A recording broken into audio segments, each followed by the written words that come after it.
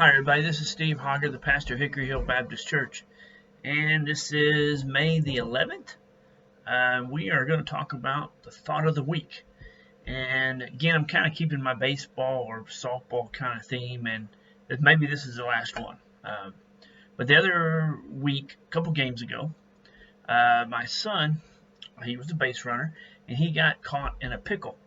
That doesn't mean that they gave him a pickle and he ate a pickle on the base.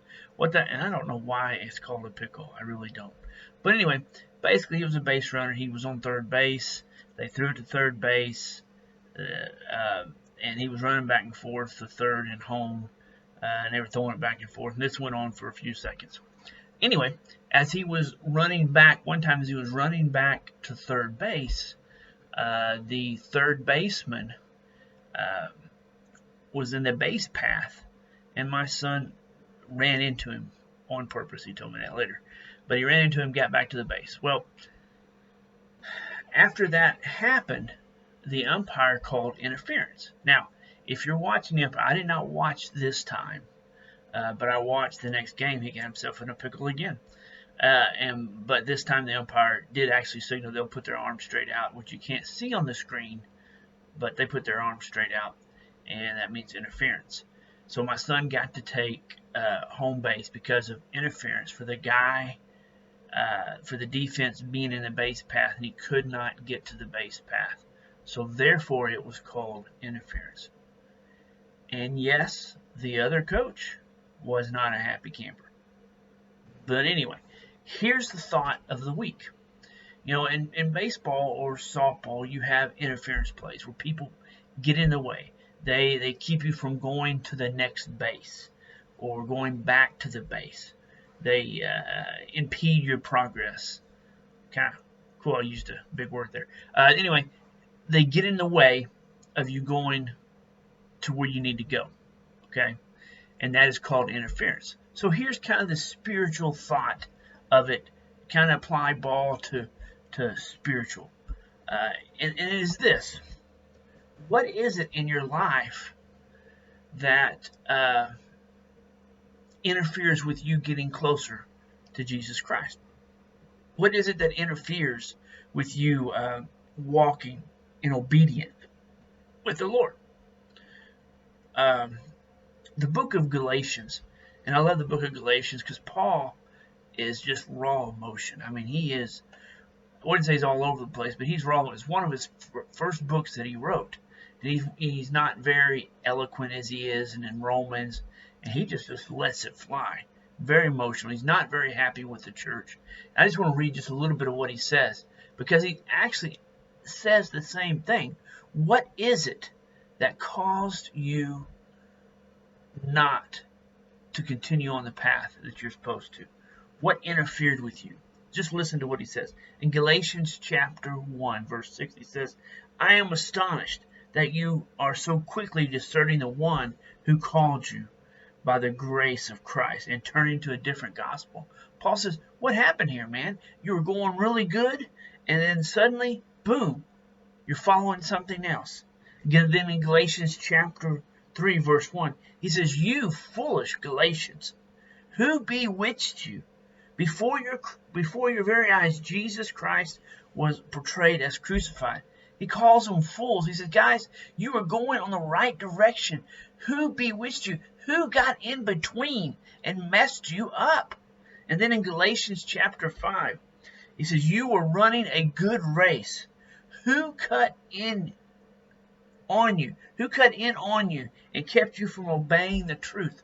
I mean, you were going down the road really good, Galatians. I mean, you were following Christ just right. But what is it that got in your way?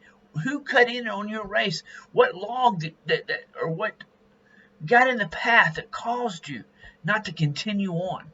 Who impeded your progress?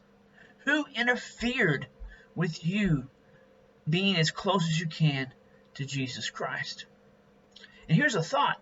Sometimes that we're not close to Christ because we don't know what really interferes with it. Or sometimes you do know what interferes with it. You know why you can't go the direction you're going. Probably sin in your life, or you're not being obedient. and in areas of your life that you need to be. But what is it that is causing you to not follow Christ like you should? What is interfering with that process? And then Hebrews chapter 12, verses 1 and 2.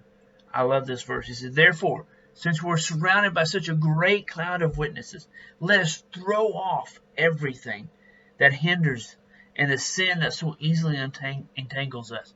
And what he's talking about here is a runner going racing. And he says, whatever that causes the race, that trips you up, that whatever hinders you, whatever so entangles you, he said, get rid of all of it. Because you need to run the race. And the race is marked out for you. And that is following Jesus Christ. And then he goes on in verse 2. Let us fix our eyes on Jesus Christ, who is the author and perfecter of our faith. He is the beginning and he is the end. He's the author and perfecter.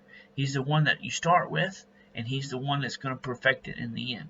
So, to bring that back to a question, in baseball and softball, you have what you call an interference, where a base runner can't go to the next base because of the defense is standing in the base path. And then the umpire calls interference. Now, what is it in your life that interferes with you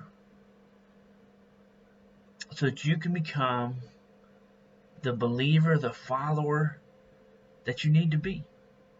Most likely, I would bet money on it, it is basically obedience. It is sin in your life. And guys, the best way to deal with sin, and I'm just going to throw it out there, is to confess it.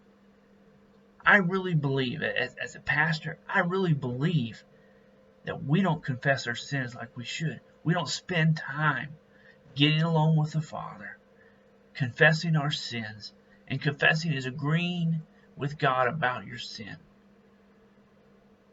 and getting that right. So what interferes with your life becoming the believer, the follower of Jesus Christ that you need to be? I hope you learned something. Maybe God's spoken to you. Maybe you did learn something. I hope you did. And we'll talk to you next week. Bye.